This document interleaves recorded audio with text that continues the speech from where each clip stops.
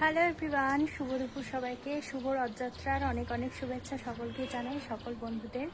আগামী দিন সবার ভালো কাটুক, সবাই সুস্থ থাকো, সবার মনোবাঞ্ছা পূর্ণ হোক। যাই হোক, স্নান টান করে নিয়েছি আর ঠাকুর পুজো দেওয়াও হয়ে গেছে।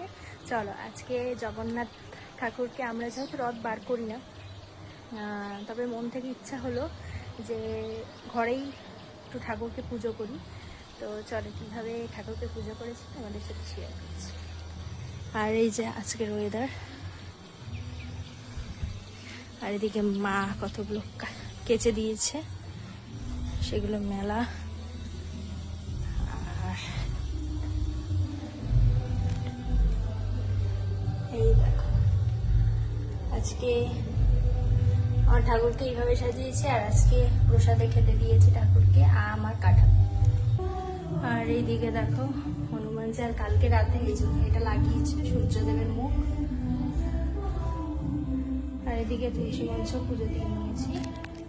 চলো ঘরে যাওয়া যাক।